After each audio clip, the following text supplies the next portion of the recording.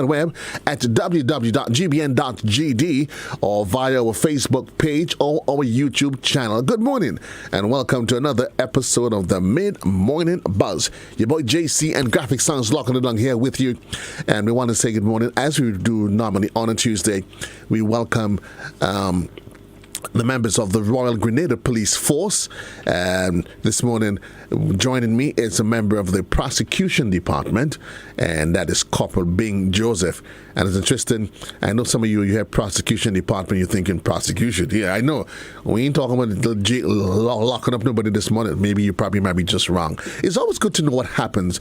I mean, we see things, we hear things on the wrong Grenadier Police Force. We hear things happening, and we're not sure, Graphics, how it starts and how it ends. Today we're going to get an appreciation for the running and operations of the Prosecution's Department. What is it they do, how they do what they do, and sometime maybe we probably get a chance to ask them, throw some really tough questions at them. So, Corporal Joseph, if you don't mind, because your mic is still muted. I notice that you're hearing me, but your mic is still wonderful. Good morning to you, and welcome to GBN Television and Hot 98. How are you? Good morning, and thank you for having me. I am fine, thank you. Thank you, of course, for accepting the invitation. Good. Prosecution's Department, we every day, on a regular basis, we talk to the Traffic Department, we talk to Fire, we talk to the Jog Squad, but not every day we get a chance to meet. You guys seems almost like the Navy SEAL of the RUPF, the elite crew that nobody ever gets a chance to talk to. The serious guys that the only time we get to see you guys is when you get into court, and even then, you're off limits. But tell me, role functions of the department. Corporal. Right. When you spoke to Drug Squad, you said traffic and all this department. No, everything that they do, the investigation that is done, the matters that are put together, it ends at the prosecution department. Because of course we are the ones who bring the matter to court and prosecute the matter. So that's basically what we're responsible for. One of the main functions of the prosecution department. So it sounds your department works collectively with all of the other departments to make sure, so you depend on them really and truly to make your work easy then. well, yes, because the successful prosecution of a case will ultimately depend on the type or the quality of evidence that we have. So if it is done, properly and done well, it makes our job easier. But I should add, that is not the only thing that we do. That is the main thing that we do, but not the only thing that we're responsible for. What are some of those other secondary functions? All right. We also receive all the process from the court. When I say process, I'm referring to the summons, the warrants, the delivery warrants, all the warrants and all the summons from the court. And so that we are the one who deal with it, I should say. So in terms of getting people for court, the witnesses, the complainants, the defendants, letting them know the matter and when it is. And so how successful we do in regard to that, that will determine how fast the matter is dealt with. And of course, you would appreciate that since after the COVID lockdown, when most of the courts would have been shut down for normal matters, there would have been a great backlog in the system. Right. And so we, as the process department of the prosecution, would have been, somewhat strained in terms of getting this process over, because there have been a lot more than what would have been the norm. And so in this light, I would just urge the public in general to be patient with us. I know that some people are getting frustrated. They're saying the matter is not being heard, they're not hearing about the matter. And it's mainly because of that. But we are doing the best we can. So let me just take the opportunity here to say that we are doing the best we can to get up to speed with what we're facing. Yes? So that is one of the other main functions. Of course, we deal with preparing our witnesses for court. So there may be some sensitive matters, that young people may be involved in. We would bring them in, speak with them, ensure that they're comfortable and they're ready to see what has happened to them. And again, there will be technical matters, that we have to speak again with the witnesses, let them know what we expect of them, because sometimes you thinking a particular thing that you want to say, but sometimes that is not admissible in court. And sometimes that is not what we're looking for as the prosecution. So that is one of our big functions, again, preparing our witnesses for court. And of course, not every witness that we have will be preparing them days before. Some matters are straightforward, obscene language, you go to court and say what the court said to you. But so that is another main function that we do as the prosecution department. Let me ask you, Corporal Bing, you talked about the preparation of the witness, and of course, when you go to the court, as you would appreciate, there is the defense. They would have their witnesses, prosecution would have the witnesses, and then you read in front of the judge or magistrate to present it. How critical is that preparation process so that the witness speaks the same language that the prosecution team is speaking and be able to appreciate what's happening, the dynamics, what takes place in the court, so at least you can ensure that that information is communicated either to whether or not it's a magistrate or the jury or whoever it is. How critical is that preparation process? Well, I would say in some cases it's more critical than others, but especially for matters where, for instance, the person is a minor, and they would be somewhat uncomfortable. So we have to prepare them, give them a sense of what to expect. Right. The room, the setting, because there will be people looking at them, and young people can be bashful. Then you speak to the counsel, maybe questioning them. That again might make them even more uncomfortable. So we have to prepare them, because some of them will just freeze up. They go to court and they start and they feel overwhelmed and they say nothing. Right. And so sometimes it takes meeting with them on a regular basis, more than one, sometimes 4, 5, 6 times before they reach a place where they're fairly comfortable to start giving that evidence. And sometimes even the experts have to help with the social worker and so on. They have to help us to get these young people to open up. So the preparation is very, very, very critical to our case. And I guess it all depends on the sensitivity of it, Yes. You would agree. And I'm assuming that crimes of a sexual and those physical nature, those, of course, can be a little bit more traumatic, a little bit more delicate in handling than, let's say, somebody does a witness graphics playing too much of music in the studio. Yes, that is true. But let me ask you though. Now, a lot of times there are perceptions, graphics, as you can understand, that we make assertions based on what we see on TV, where we see defense attorneys literally saying to their client, "Listen to me. This is what I want you to say." Is that how it works? Where you coerce your witness into, where is a case where you have to fabricate a story. They normally say, "Tell me the truth and let us decide what the defense strategy is going to be." Is that really and honestly how it works? Or is there a clear line of demarcation when it comes to the law? Listen, you played by the letter of the law. Well, because you spoke about the defendant. Now, the defendant's story is somewhat different, although a lawyer of some ethics would ask his client to say what happened. Don't fabricate a story. But for the complainant or the witness, they are expected to say what they know, what they see, what they observe, what they perceive, and nothing outside of that. We are not so much concerned about. Well, I should say our ultimate thing is not a successful prosecution, but to see what happened. Because sometimes, of course, when the story is told, then you realize, wait, that was not worthy of the person being prosecuted. So you're concerned about the truth and the truth alone. Not necessarily concerned about how you look, as a successful prosecution. Yes, we get what we want. No, we're concerned about the truth, and that is why we ask our witnesses or complainants to go and give to the court. Give them the truth. Yes. In your earlier deliberations, you spoke about, outside of the regular prosecuted cases, you did the delivery of sermons and all those sort of things. Let's talk about that process, because it is and I'm happy because I've heard so many different stories as to how sermons are delivered. legally how it is done. Take me through that process. Right. Well, for a defendant, now a summons must be done. The defendant must be given at least 48 hours. So the summons must be given to him at least 48 hours before the matter is called. And of course, for a witness or complainant, there isn't really a stipulated time. And it should be properly solved in that it should be given to him, or if it's not possible, it will be left at a place where he will live habitually, or where he's habitually.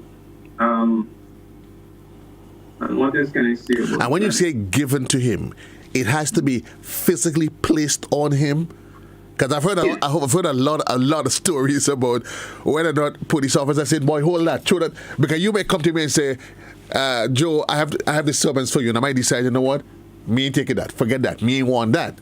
So what if you decide, I decide, you come to serve me, and I decide, you know what, not to the officer, not today, I am not taking it. Right. What So if under the law happens thereafter?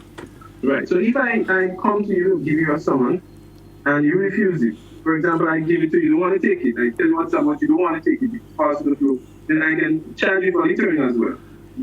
I cannot make you close your hand. So in a case like this now, if the individual is saying, "I'm not taking it," what happens now?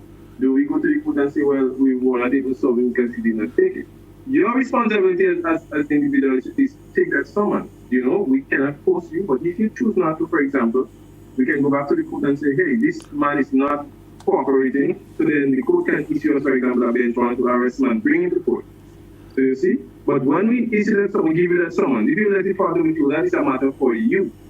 I would say he was personally solved. And I'll go on court and say, "I solved this man on X and X date, X and X place," and the rest is a matter for him. Right. And once a person is served, what is the reasonable expectation thereafter? Right. So if he is so, based on, for example, the nature of the matter, it's a complicated matter. He can let the court. He has to come to court first of all, because a summons is not an invitation. It is telling you that the court wants you to be there at a particular time, a particular date. So you have to go to the court. But if you're not ready in relation to the matter, you can ask the court for time. Okay, because I was just about to ask. I mean, the court can't just walk up to me and tell me, "Come here." I mean, the court, what the judge and the magistrate know my life. But you say there is provisions for that. If I can't, then okay. Yes, but you have to attend court. And if, for example, you're sick, you're unwell, you have to send a sick leave to the court, or something of that sort. Although that again is a very interesting thing. But yes, you cannot just stay away from the court. Interested in what way, Corporal? If well, okay. people just manufacture sick leave. I'll have to tread carefully here, because there are cases when some individual may send a sick leave every time the matter is coming up, just send a sick leave. Okay. So, yes, so what the court can do in a case like that, we can summons that particular doctor, because that sick leave has to have the doctor's name and so on, to find out what is the situation with the gentleman.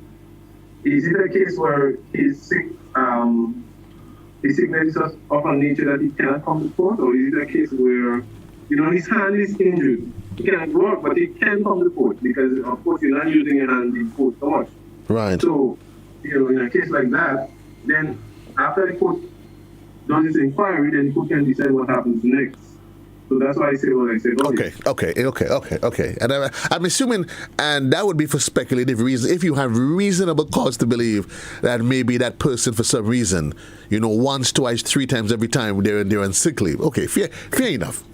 Okay, fair enough.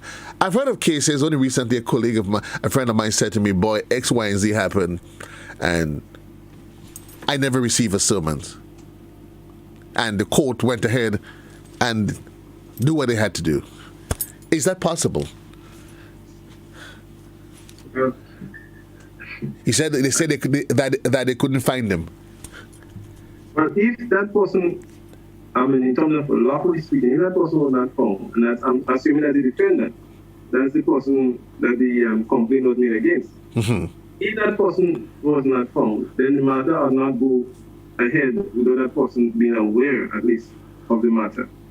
Now people do say that's something that they say a lot. I wasn't so, but this process person would fill up an affidavit saying he saw X person, X place, whether it is personally or he would have been left at the place of work or something of that sort. But every summons that is issued, before the court could proceed, the prosecution or the process person have to give an account for that summons. Right.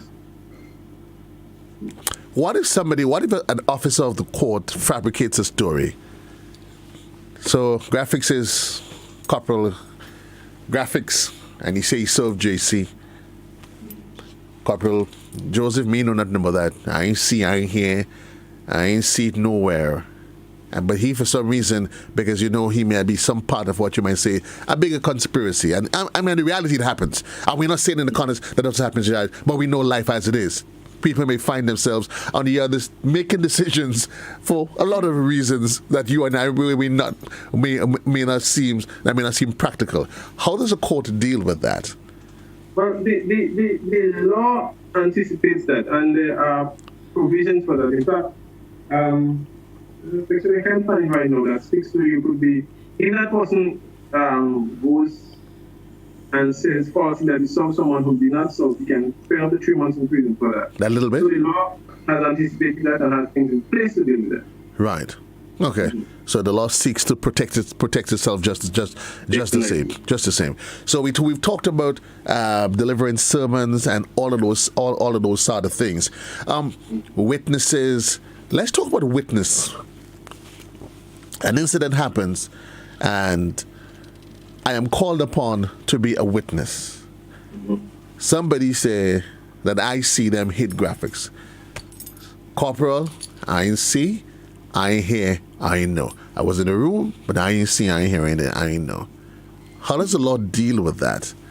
Is that reasonable enough that you could say, I didn't see? Well, if you didn't see, then you didn't see. But if you are supposed to come to court,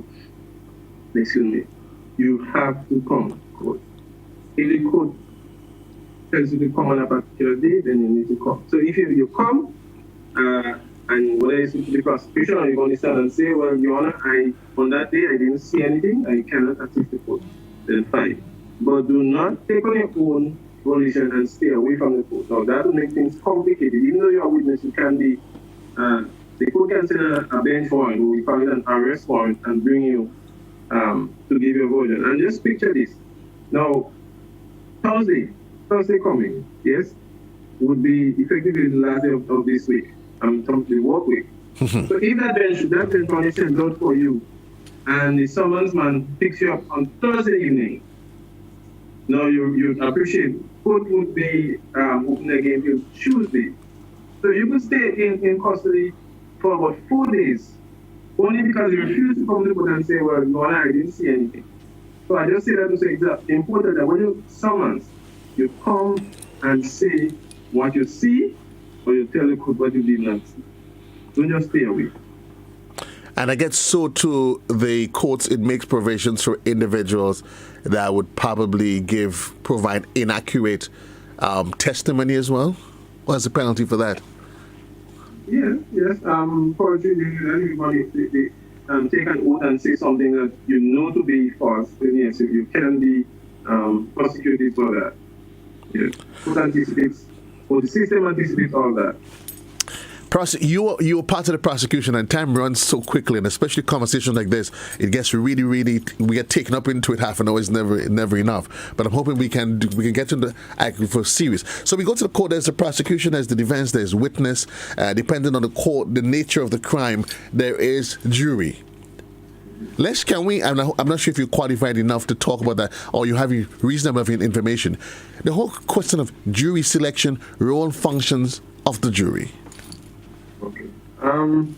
Well, the police side of the prosecution, we deal with summary matters, meaning we deal with matter of a magistrate court level. Right. So, juries are at time required in the magistrate court, but that's mainly for inquest, cases where you're trying to determine whether or not a crime was committed. Right. Yes, and so, and well, I don't want to say too much, and I can only say that is mainly dealing with the High Court. No. What I wanted was not necessarily what happens there. In terms of how does the eligibility for jury selection, that's that kind of sort of information. Not necessarily when they get to the court, I mean, we know there's a different kind. But you've heard people say, listen, boy, I've been called up for jury selection. I don't want to take part in it. Some say once you call that you're obligated to... So I'm hoping that you can probably speak to that if you're qualified enough to speak on it for us. Right. Well, again, what I would say falls under the principle of the court process. If you call, then you come. You don't want to get in a situation where you refuse to come because you don't want to take part, because you have to walk, or because you don't really know enough about it, and then a warrant is sent for you. So you go and you let people know the situation. Do not stay away because you feel that you cannot take part or you don't want to take part. No, you go, and then when you're there, you let somebody there, whether the clerk or whoever, know what is happening with you. Do not stay away because it complicates the matter for you when you stay away. So in reality, and I'm noticing here that in reality that the court itself, there's a lot of power that it holds, and it does, and in really truly that no one is above the law. It does. So once the court says to you, issues you an order, whether it is for jury selection, whether or not it's for a sermon, whether or not it's under whatever circumstance, as a law-abiding citizen, or as a citizen, whoever you are, your role is to respond to it. Definitely. I always tell people, even if the Prime Minister is summoned, he has to go to court. Your responsibility on this summons is to go to court, and no one can release you from that except the court itself. Once you give a summons, you have to go to court. And I hope people, if nothing else, you get that. Because what you do is you just imagine that, let's say, for example, one matter is set for a particular day, yes, for the 4th day, judicially, and the court is waiting upon you now as the witness on the complainant. And you just decide, you know what, I'm not going to court. And you wait a whole day and consider there are thousands and thousands and thousands of matters in the system. And I spoke of the backlog here. Right. And because you decide you're not going, the whole day is wasted in terms of the court time. You can appreciate that puts the system in some difficulty. And so the court has to protect itself, it has to protect the time. And hence we have that in place to deal with people who decide, I'm not going to court. They wouldn't beg you to come to court.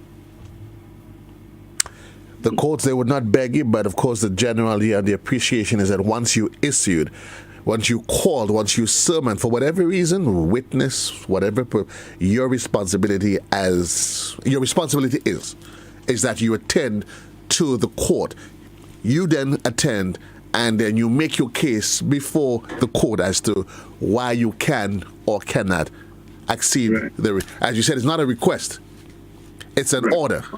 But at the same time, I just want to say, because I don't want the impression to be given that the court is some kind of a beast or something like that. The court has understanding and compassion. So if something happens, as I said, you come and explain. You can explain, for example, if it's a complainant, you could always speak to the prosecution. Listen, this is the situation. I need to be excused because of this or that or whatever the case may be. And if it's the prosecution witness, then we can speak to you and see what can be done. So don't just take it, as a white sheep over you. Everything, it's a particular way. There's some flexibility. Right. But as I say, when someone is given to you, don't just stay away and say, no, I'm not coming. That can be dangerous for you. It's always good that you know what your rights are. We're running out of time, Corporal, but before you go, very often when you hear matters relating to the court, you hear a lot of terms being bandied around. So you hear first degree this, you hear man charged for manslaughter, he's charged for murder. And now, as far as the average man is concerned, you kill a man. The average Joe's not interested in all those legal jargons. Take the next 2-3 minutes for me if you can, and profile them for me. What's the difference? So, murder, manslaughter, first-degree murder, second-degree murder. Before we wrap, as quickly as you can, without making it too technical, so at least the average man can appreciate.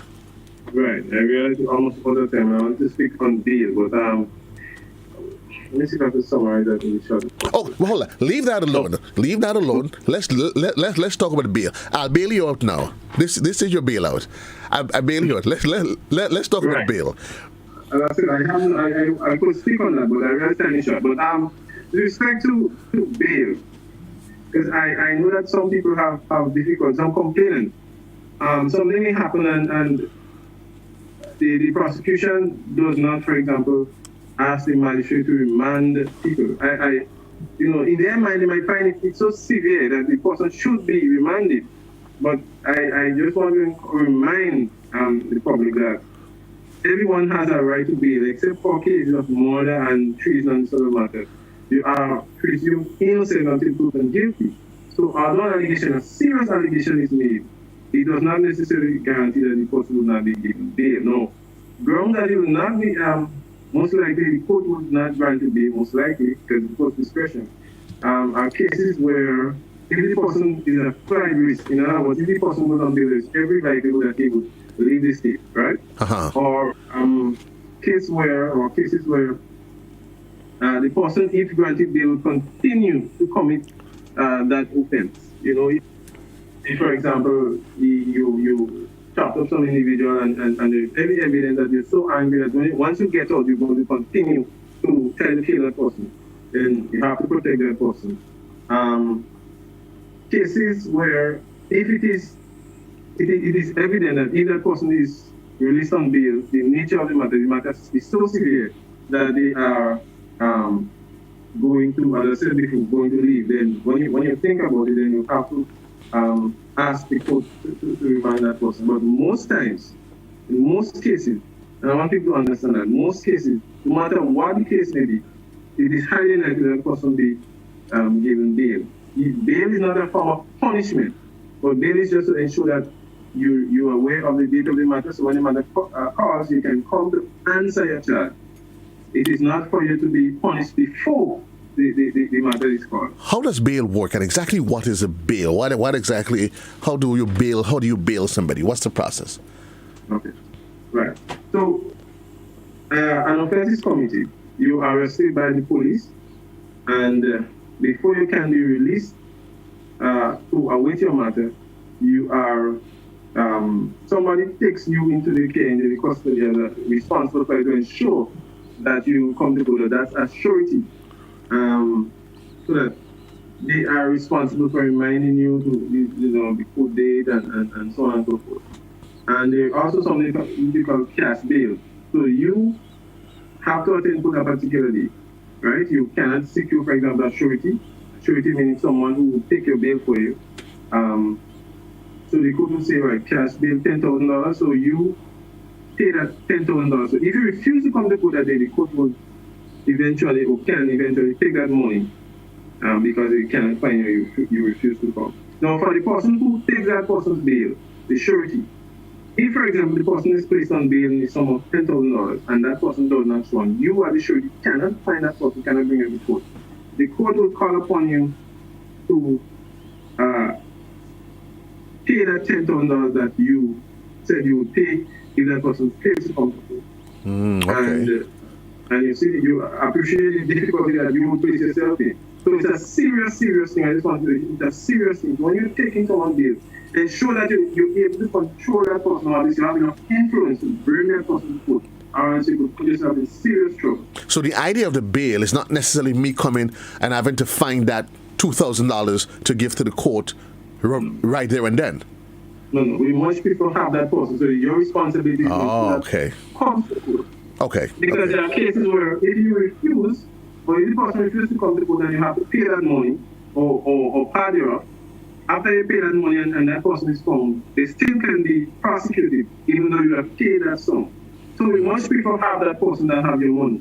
Okay, Yeah. okay. So that's the idea of that bail process. That's the idea Yeah. of the. What if nobody? This whatever the case is, it's a bailable offense, but nobody comes to bail me. What happens? As I said before, the court does not really want to remand people because remand is something, a citizen's freedom. The court guides jealously. So if sometimes the court tries to make, for example, if it was two sureties, the court might reduce to one, try to reduce the amount. But eventually, if no one comes up to take your bail, then you have to be remanded, meaning lodged in prison until the matter can be dealt with. Unfortunately. But it's not something that the court ever wants to do. Okay. Fair enough. I'll be keeping our eyes on the clock. 28 minutes onto the hour of 12 o'clock. Corporal Bing Joseph from the Prosecution's Department. Corporal, I'm going to give you 30 seconds to wrap. I know we've just touched the tip of the iceberg here now, but at least it allows us to, because we start the conversation, it allows me to extend an invitation to you so that unfold, because we do this every Thursday. So maybe your powers that be, maybe we can probably decide, let's do a series because there's a lot of different elements that we can talk about. But the last 30 seconds, just to put in perspective, summarize what we've covered today in 30 seconds. Right. Well, first of all, I have to say we haven't spoken much at all. But anyway, I just want to encourage the members of the public, as I said before, when you have a matter before the court and you do not receive summons, especially when you are complaining, you don't hear anything, it is your responsibility to come or call the investigator or the prosecution and find what's going on with your matter, because if you're not hearing from you, it could be perceived that you're not interested. So please take interest in your matter so that we can know you are and we can find you to give you the necessary documents or inform you of the date of your matter. Please take an interest in your matter. If the court has an interest in you, then you need to have an interest in the court just the same. It's a dual responsibility. Thank you, yes. Corporal Bing Joseph of the Prosecution's Department, and I certainly hope that we can continue this conversation. You will solicit your superiors, and I'll make an appeal, my own personal appeal, on your behalf.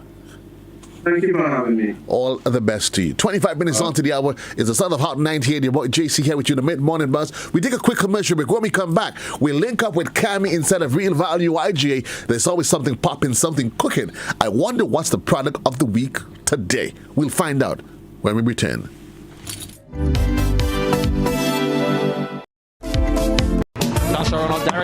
Fresh from victories in the T20 and ODI series, the West Indies, under the captaincy of Craig Brathwaite, now turn their attention to the two-match test series. It's international cricket, West Indies versus Sri Lanka. First test, March 21st to the 25th, and the second, March 29th to April 2nd. It's cricket, lovely cricket, live on Classic 105.5 and 105.9. Broadcast of the CG Insurance, the second test, West Indies versus Sri Lanka, is made possible by Republic Bank, Camahorn Medical Center, Grenada Electricity Services Limited, Quartz, Grenada Limited, Caribbean Alliance Insurance, and Spice Isle Imaging Center. 5 things you need to know about self-isolation. Stay home. If you are told to self-isolate, it means staying at home, not going to work, school, or other public places, and you should not have any visitors. Separate yourself. If you live with others, then you need to stay in a well-ventilated bedroom with the door shut. If you have to share a bathroom, then use it after everyone else. Don't share towels and toiletries, as this may put others at risk. Call ahead. If you develop symptoms such as a fever or cough, then seek advice first by calling the Ministry of Health's hotline at 538-4787 or 458-4787. Please do not show up at a medical center or hospital, as this may put others at risk. Take care with waste. If you test positive, your waste should be double bagged and disposed of separately. Create a buddy system.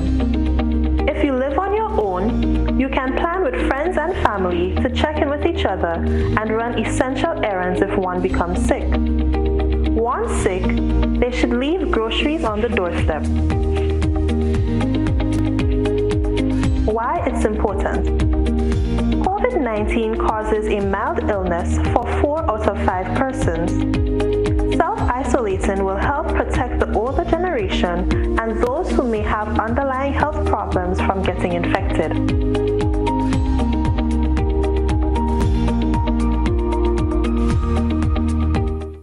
JBN Television News at 7, a pulse on all things Grenadian. Look out for our new features through expanded synergies with our media partners in Barbados.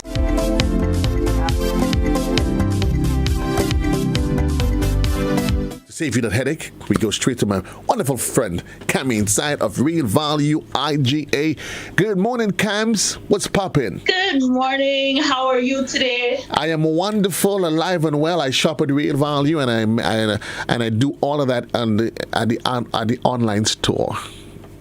Yes, indeed. So you know where to go and everything like that. But just in case you needed a reminder, Tell me. we also have an app, right? So you can go to Google Play Store, you can go to the Apple App Store, and you can download Real Value IGA app. So I can go. I'm actually talking to you, and I'm going to Google Play Store right now. Yes, And right? so you mean- but let you're me looking see. for a real online store. So let's see. Let me pull up the Play Store.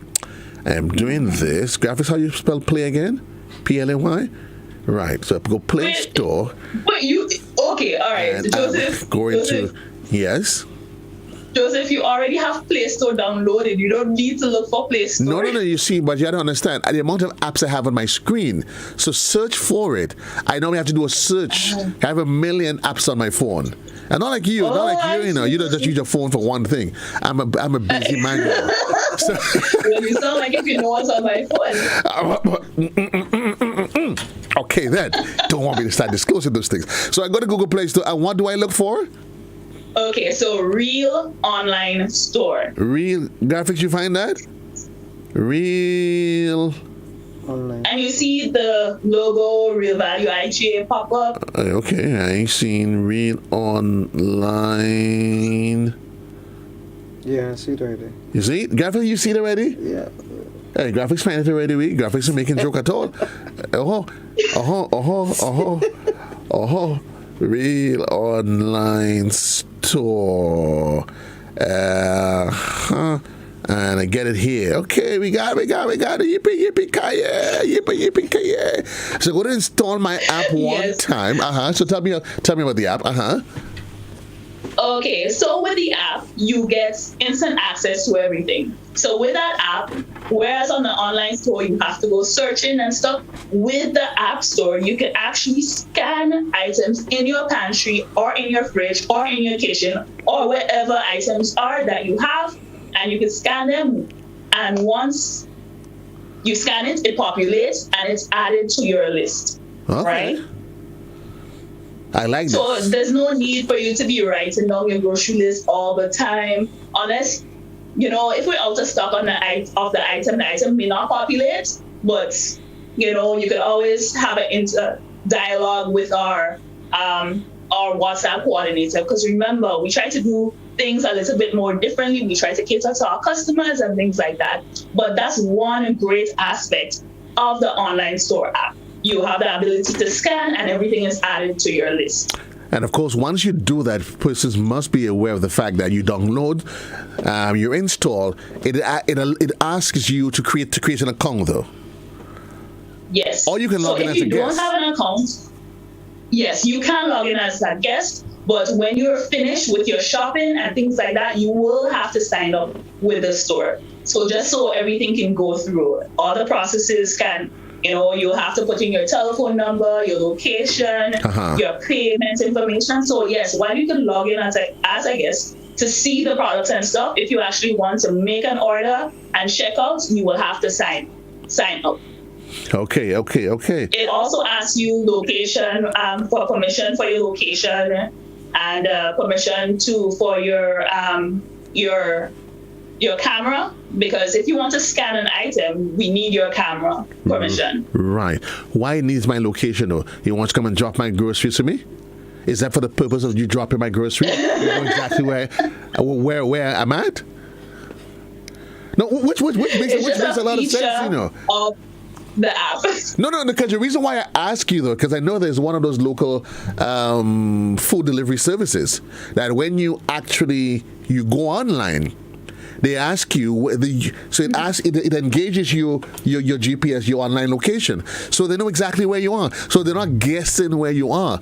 So maybe that's what you guys should do. So once I hang up my phone, I just need to hang up and you guys just drive. It's true. And when you reach outside, just blow me and let me come inside. The purpose is for you to find the store, right? Okay. So if you're, let's say you're a foreign customer, you're in St. Patrick's and you don't know where this store is, of course they can link to your GPS and you'll have location. So it does use the map. Okay, so because I'm looking at it, it fully engages Google Map. Okay, so it tells you exactly where it is. Okay, I get you. So let's see if I go get directions. So that's what I'm actually doing here now. So I've loaded up my app, and I'm saying get directions, and it's actually giving me directions graphics from where I'm at right now. I can select it, and it tells me how to get. So I choose my location from my location now. And it asks me to turn up if it engages my GPS, and then it finds the best route from where I'm at here now. So here we are. So Google, and it gives you all of the alternative routes, and it actually tells me that from where I'm the fastest route, well, notwithstanding traffic, is that it will take me an average of 18 minutes to get to you. Google Earth. Well, that's with the traffic. Without traffic, it might be without traffic. Less. Yeah, but it probably might be a little bit less. And depends on who driving to. If it gives graphics, well, Papa Bonje, he gets it. Okay, so folks, so this is nice. So this is really, really, really nice. And I mean, I wonder if most Grenadians actually appreciate CAMS, the use of Google Map. It's very good. Believe me, you can find any part of the island. So those of you who don't know the so you want to find a blowhole? For Judy, do that, put it on, you go. Wherever you want. That's a nice tool to mind people's business, you know. Okay, moving on to Julie. So I've got my app downloaded. I got my app downloaded.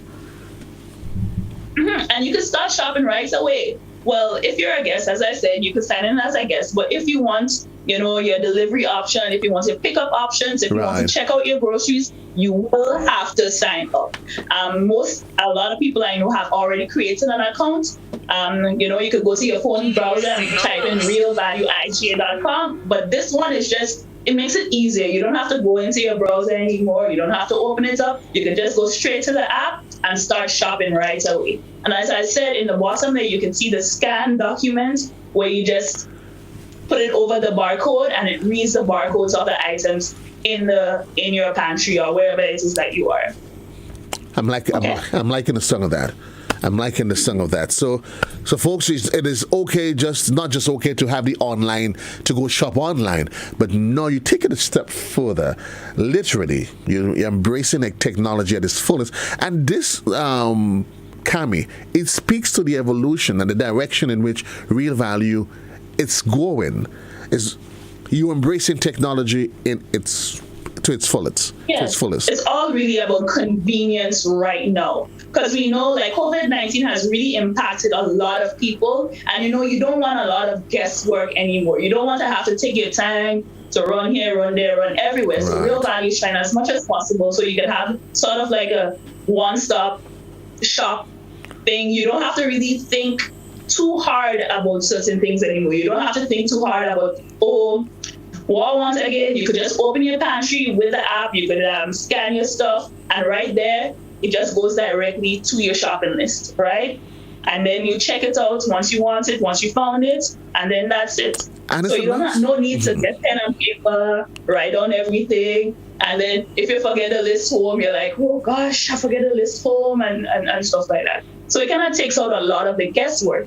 And as you said, it's part of where Real Value is evolving into. Because right now we have a special promotion. We have value bags, right? So if your neighbor, is kind of, going through a rough patch right now due to COVID, or if you're a family member, they're having a hard time and things like that, we have the value bags. So you can just go into the supermarket and pick up a $50 bag, $100 bag, and you just pay for it and you go out the store. So that's not a whole lot of guesswork as well, right? What's the combo? I'm assuming that value bag, basic items, basic food stuff.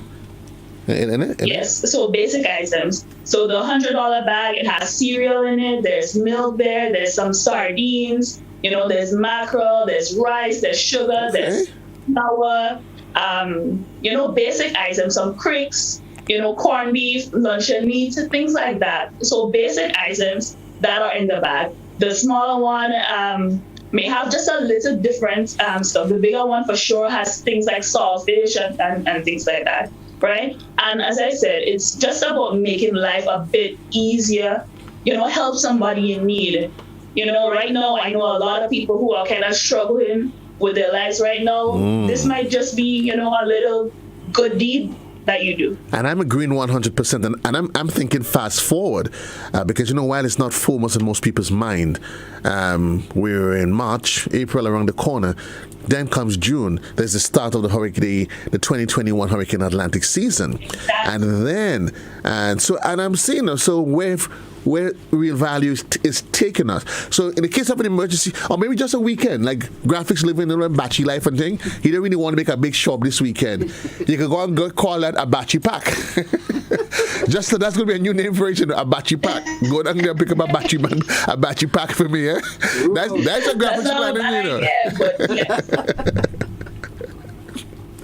Wow, the batchy pack. But I think that's a good idea. Graphics on there, Well, he have it for long. Cricket finishing this week, so I'll be back in my studio next week all by myself. He wouldn't even know I'm actually in the building. In 100 meters, turn right onto Snug Corner. But what trouble that? Maybe he'll be thankful for that. But GPS minding my business, turning right on Snug Corner to go where? What? Okay. A lot. Okay. Let me just quickly move on a bit. Okay. So remember we said about making life easier, taking out some of the guesswork and things like that. We also currently started a promotion where it's called Super Deal Promotion, where you get a huge savings on items that may not be, inexpensive. So items that may be a bit more expensive, we're doing super deals on them. Okay. For example, last week remember we spoke about the Duncan Hines, we teased Graphic about getting some cake mix and stuff like that. And that was $5 and you got a savings of like $9 and some cents. Then we had IGA pasta sauce, you got $6.06 off. Then we had some chips. This week, actually from the start of today, we're selling cereals at $10. So for instance, Post Chips Ahoy cereal is usually $22 and some cents. Currently, you get it for $10, which is a savings of $12.65. Camps, hang up. Graphics can finish the interview. Coming down. A matter of fact, I even want to go online. I even want to go online for the promotion. I didn't want to go online. I'm guessing you really like cereal. Well, I mean. Okay.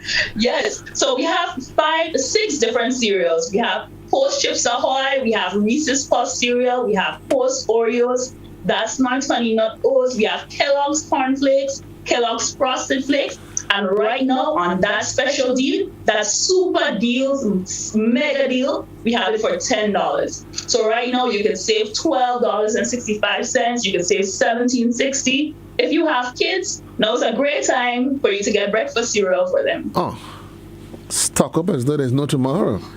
And that super crazy deal goes for how long? While stocks last. So that's placed on aisle 1. That is always going to be the super deal end cap. So you're always going to have a mega crazy out of this world deal right there, and that's right in aisle 1. Really? So every week you can literally. As soon as you pass all the vegetables and stuff, you see it right there. It's big, it's red, it's fantabulous, it's fantastic, everything. So I can literally tell my friends, guys, listen. when you go to Real Value IG on any time of the day, any day of the week, there's going to be on aisle number 1, there's going to be a super crazy deal. The only thing we don't know, this week we know it's cereal. Next week, we have no idea what that super crazy deal is going to be. But there is going to be a deal. Yeah, well, we don't even know if the super crazy deal is going to last until the end of the day today. And if it doesn't, what happens? You just add another product to it? We add another product to it. I'm liking this. I'm looking for super crazy deals then. Yeah, so as I said, this morning we had Frito-Lay chips, and you were saving like $3.15 on it. You know, we also had corn, like whole kernel corn, you were saving like $2 and something cents. So we try to have it like round numbers. So $5, $10, $15, things like that on otherwise more expensive products. So you're always going to have some sort of really, really, really awesome savings going on. Could you imagine no graphics? Everybody lying by aisle number 1 waiting. Aisle number 1. Boss, what are you doing there? I'm waiting for this product to finish and see what they're going to... I buy the cereal already. I'm waiting to see if they're going to put crackers now. Aisle number 1. It's all about aisle number 1. Yes. One of the things, though, is that we've had to limit the purchases. So our limit is 5 items per transaction. Okay? So you're not going to take up the entire shelf when you're leaving. Please don't. Remember, this is just to add value to more customers. And the more value customers have, is the better for them. It saves money in your pocket to do other things as well. Because I already see my trolley full up, so you know. No, we have to leave for the people who really need it as well. Oh, what do you mean who really need it? I need it. Yeah, but Joseph, if one person could spend $10 on one item, and you could spend, $500 on, a billion items. Oh, what's the expression, graphics? The deal is for the needy, not the greedy. Exactly. And there's something that says, think of others before yourself and do a good turn every day. Wow. Keeping our eyes on the clock. So we've talked about, so I'm assuming there is no product of the week. Is there a product of the week? No. So we have the deals of fair enough. Lucas Street, then turn left onto Lower Lucas Street. If that woman mind my business one more time, Grenada, and the phone going out the door.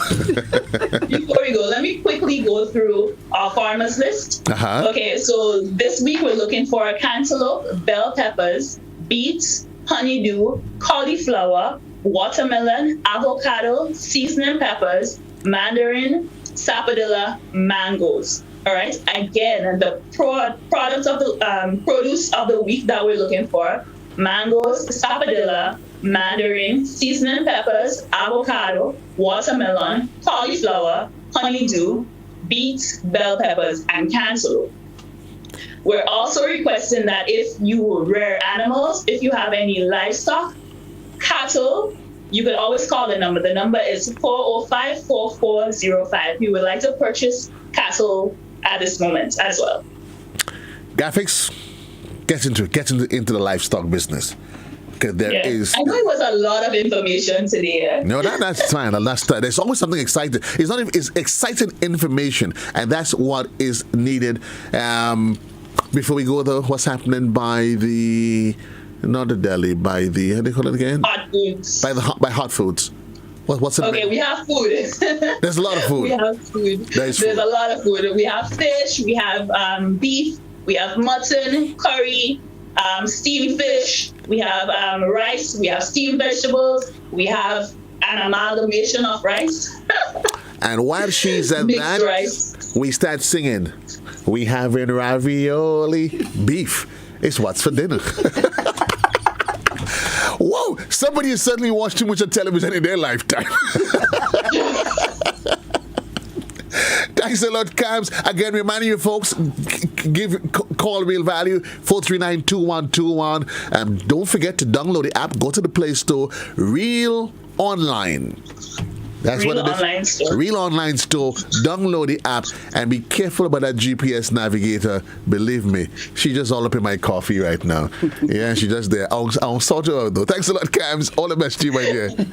You as well. Bye. Whoa, time flies when you're having fun. It's just about 2 minutes on to the hour of 12 o'clock. Remind you at the top of the hour is going to be the midday edition, a production of our news and current affairs department. Peace and love. JC loves you. For those of you that's on television, certainly we send you back to studio control. For those of you that's here on Hot 98, we'll be linking up with our sister station.